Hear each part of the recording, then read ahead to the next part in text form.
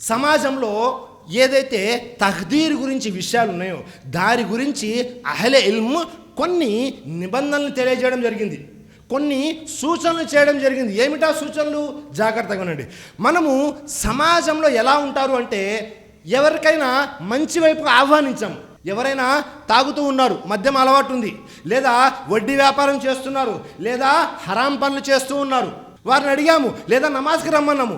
ఏం చేయనండి, నా తక్దీర్లో లేదు, నా తక్దీర్లో నమాజ్కి రావాలని లేదు, కాబట్టి నేనేం చేయను, రాలేకపోతున్నాను. నా తక్దీర్లో ఏదైతే చెడు అలవాటు ఉందో అది వదలాలని లేదు, అందుకే వదలలేకపోతున్నాను అని వారు ఏదైతే చెడు చేస్తూ ఉంటారో దానిని తక్దీర్తో కలిపేస్తుంటారు. అందుకే అహ్లే ఇల్మ్ తెలియజేశారు. ఏమని తెలియజేశారు? అల్ ఖదరు హజ్జతున్ ఫిల్ ముసీబా వ అలైస హుజ్జతున్ ఫిల్ మాసియా. అహ్లే ఇల్మ్ ఏం తెలియజేశారు? మీరు ఏవైతే మీ మీద కష్టాలు వస్తాయో దానిని తక్దీర్కి ఆపాదించండి.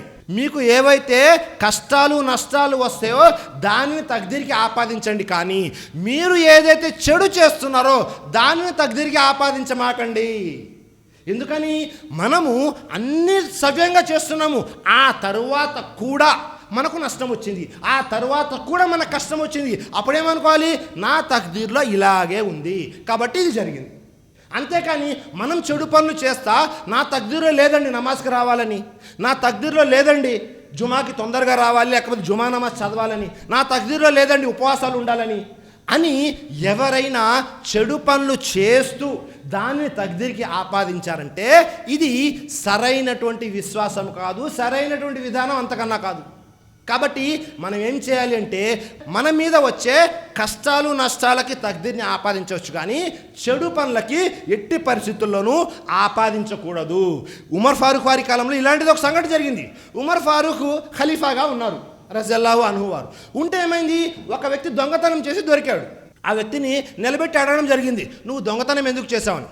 ఆ వ్యక్తి ఏమన్నాడు తెలుసా? నా తక్దీర్లో ఉందండి దొంగతనం చేయాలని, అందుకే చేశాను అన్నాడు. వెంటనే ఉమర్ ఫారూక్ వారు ఏమన్నారు తెలుసా? నీ తక్దీర్లో 2 చేతులు కూడా కత్తిరించాలనుంది, నేను 2 చేతులు కట్ చేస్తాను అన్నారు. కాబట్టి మనం చేసే చెడుకి తక్దీర్ని ఎట్టి పరిస్థితుల్లో ఆపాదించకూడదు.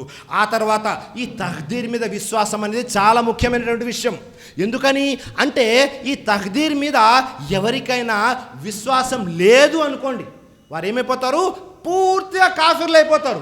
ఎందుకని అంటే, ఈ తక్దీర్ అనేది ఎలాంటి విషయం అంటే, మీరు లోతుల్లోకి వెళ్ళి 100కు 100% నాకు తక్దీర్ అర్థం అవ్వాలండి, నా బుద్ధి వివేకాలకి అర్థం కావాలి అంటే అర్థం కాదు, 100కు 100% అర్థం కాదు.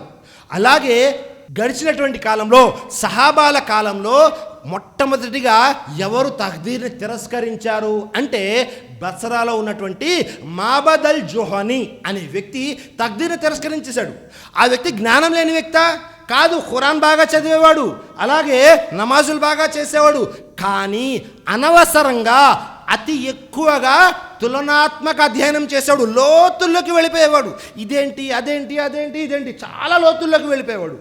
వెళ్ళిపోయి చివరికి ఏమైపోయాడు తెలుసా? తక్దీర్ని తిరస్కరించేశాడు. ఆ వ్యక్తి అన్న మాటలు ఏమిటో తెలుసా?